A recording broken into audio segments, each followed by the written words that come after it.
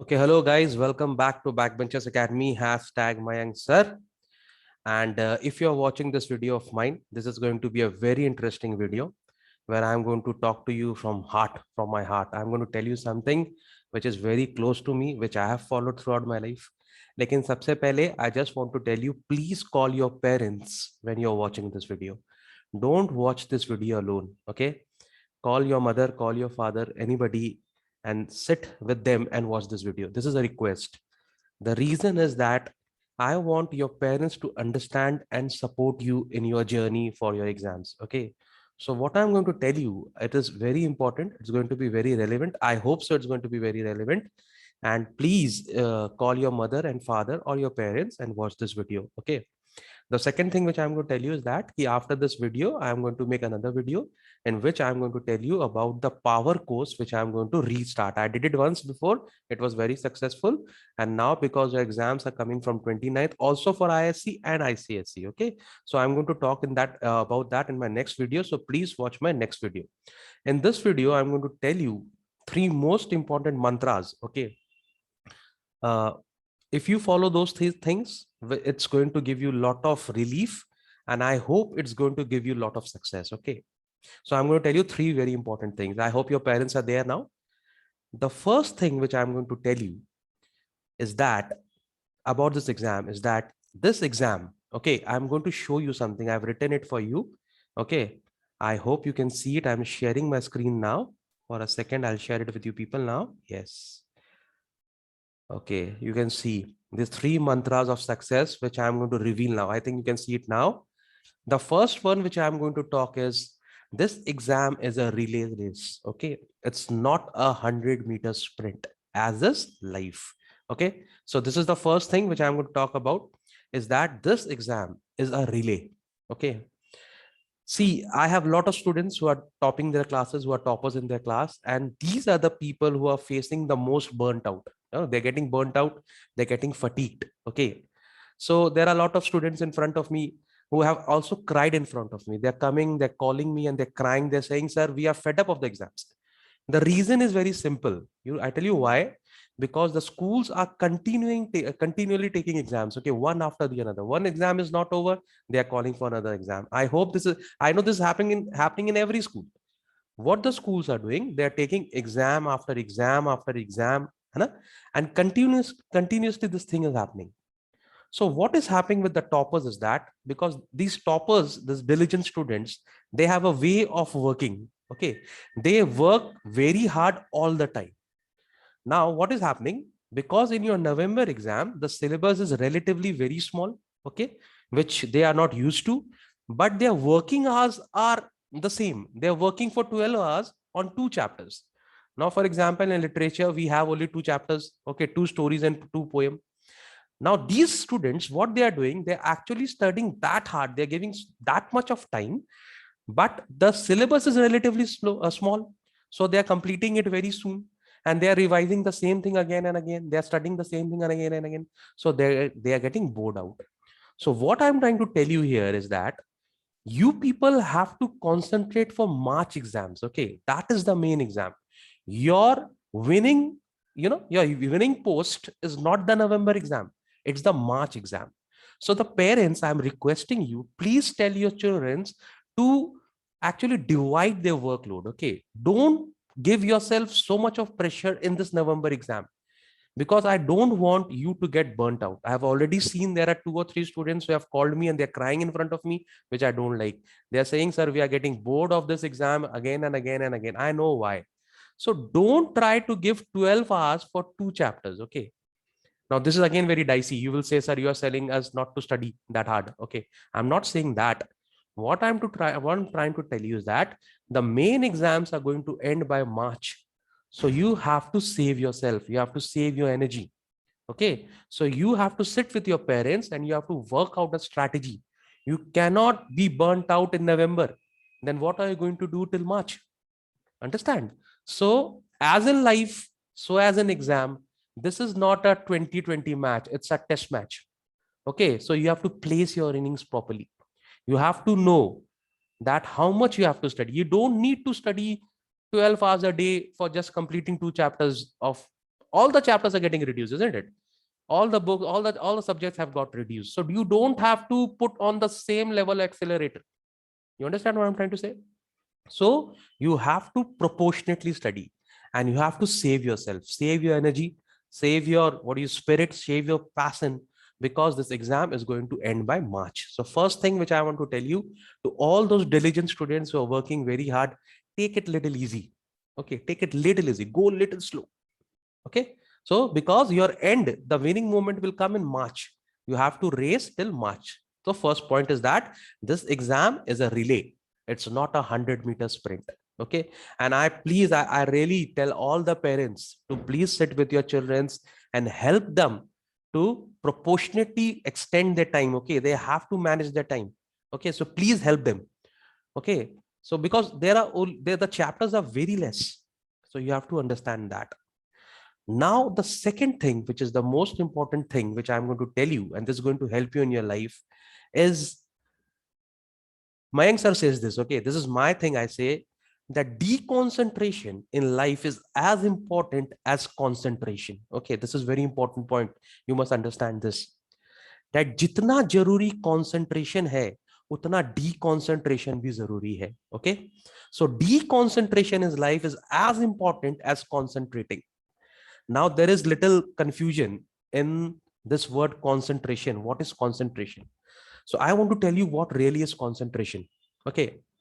Now, concentration is when, suppose I take out a problem. Suppose I choose a subject, say physics. Okay, I'm taking out physics.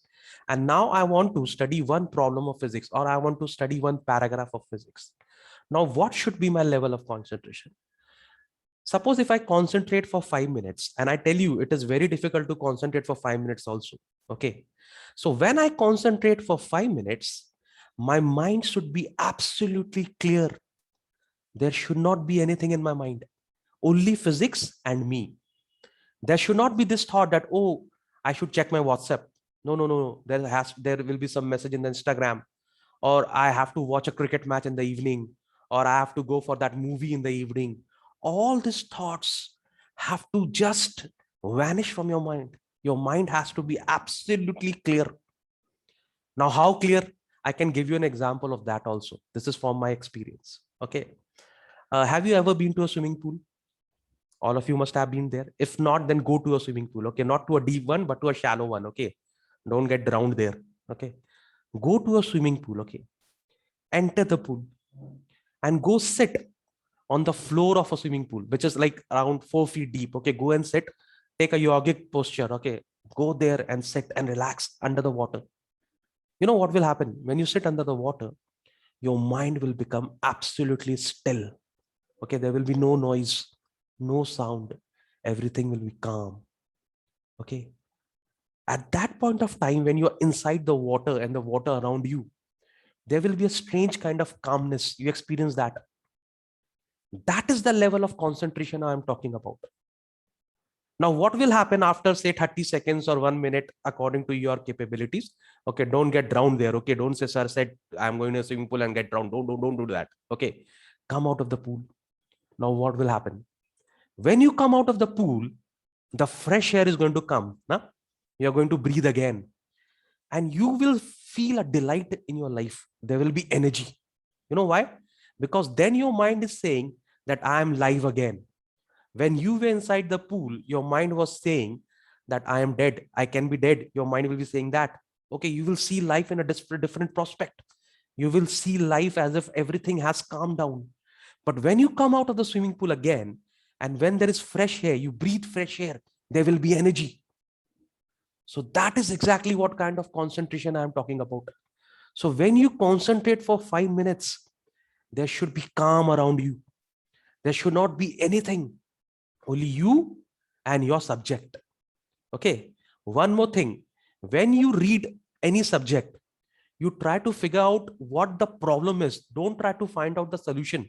Try to find out what that problem is saying. Suppose if I'm doing a math sum. Okay. So I have to find out what that math sum is saying. Okay. And then you come out after 5 minutes, you just come out, you deconcentrate. You will feel relieved. Okay. And then what will happen? There will be a strange calmness in you. And then that concept will slowly come into your mind. You understand what I'm saying? Develop this habit of creating your concentration, of increasing it. First, concentrate for 5 minutes, okay, and concentrate on the problem. Then come out of the problem, and then take a stroll, go here and there. Okay, beat your little younger brother, give him a tap here and there. Go and talk to your mother. Okay, crack a joke. Do whatever you want to do, and then come back again, and then again try to concentrate for 8 minutes. Then 10 minutes, then 15 minutes. And what will happen, all of a sudden you will experience that calmness and your concentration level will increase. Understood? And then you will actually, the problem will start talking to you. It will tell you what I am made up of. And then there will be solutions which will coming. The problem is not the problem. Okay. The solution is not the problem. The problem is the problem itself. Most of the time we don't understand what the problem is. There are thousands of solutions out there. Once you understand the problem, the solution will be there. For example, if I am studying this line, like suppose education is the manifestation of perfection already there in men. Now, what will happen when I read this line that education is the manifestation of perfection already there in man? I won't understand it most of the time. But when I sit with it and I start to uncode each and every word, each and every phrase, what it says, education is the manifestation. Now, what is manifestation? Manifestation basically is to bring out the truth. So what does education do? It brings out the talent which is there in you. So that you will only understand when you concentrate. And what kind of concentration? The concentration, like you are in a deep sea, in a deep pool. Okay. You have to enter into the pool. You have to be there for 5 minutes. And then you have to concentrate. There should be only two things, your studies and you. And then what will happen after 5 minutes? You have to come out of it again, because that is also very important, because you have to live, you have to breathe. Understood? And then one more thing is there. We have done in physics now. When there is no displacement, there's no work done. Okay. Suppose if you are doing maths and you're concentrating, you should also make sure that you work out something. Suppose if I work on a sum and if no answer is coming for an hour, that basically means no work done. So whatever we work, it has to be goal oriented. If I do a subject, it has to be goal oriented. Okay. I'll come back to this again after the third point, which I am just going to tell you the third point. Okay. Lot of people are telling you, and lot of, motivation gurus are there. They are all telling you that I'll give you a routine. I'll give you a timetable, and then you have to work and study according to the timetable and you will succeed in your life. It doesn't happen like that. It doesn't happen like that. You have to be in a zone. It's a zone concept. It is a flow concept. It is not a timetable concept. Nobody can make a timetable for you. Believe me, nobody can. Let me explain. Suppose you ask a boy who is a bodybuilder. Okay, let's take an example of a boy who is a bodybuilder. Okay. Now you ask him, oh, bhai, kaise banaya? Everybody, you see a bodybuilder, six-pack abs. It's in fashion nowadays. A lot of my students are also bodybuilders, so six-pack abs and all. And the one question you ask them is that, bhai, kaise banaya? So what this person will say? Yeah, you'll ask him, how many hours you go and hit the gym? How many hours you go to the gym? He will say 4 hours, 5 hours maximum. He says, I go to the gym for 4 hours or 5 hours. Okay. Now, do you think that if you go to a gym for 4 to 5 hours, you can make exactly that kind of physique with your friend is? No. I tell you why. Because he's going to the gym for 4 to 5 hours. But 8 hours he's sleeping. He's sleeping. You know why? Because he wants his muscles to rest. Actually, he's working at that time also. He's in that zone only. You will never see this guy eating any improper food. He will eat accordingly. He will rest accordingly. And he will work accordingly. So he's not working for 4 hours on his body. He's working 24 hours on his body. He's in that zone. Okay. He's in that flow because he wants to take care of his body. And in reality, this person is not working only for 4 hours on his body. He's working for 24 hours on his body. 24 hours is thinking about his physique. You see a dancer, you must be relating. There are a lot of dancers in India now, a lot of singers in India now. Now, if one of your friend is a good dancer, okay, I hope there are many dancers. Yeah. If you ask that guy, how many hours you practice? So he must be saying, I go to the studio for 4 to 5 hours, I practice. But do you think he's only practicing for 4 to 5 hours? You look at these dancers, what they're doing. All the time they are in that flow. All the time they are in that zone. Even when they are eating, they're doing this. No? I am not a dancer, okay? I'm just trying to, they do this all the time. No? All the time their eyes are working. Whenever they watch a song, then whenever they watch another dancer, their eyes are working all the time. Their mind is working all the time. Okay, their body is working all the time. They go to the studio for 4 to 5 hours. They tell you, okay, they work hard, they practice for 4 to 5 hours, but in reality, they are working 24 hours. Their body is working 24 hours. They are in that zone. So you have to be in that zone. You ask a singer, he's always trying to rehearse. That if he's a dedicated singer, he will never eat an ice cream. I don't know about that, but I think so. They will never eat anything cold, which is not very good for their throat. They will not do it.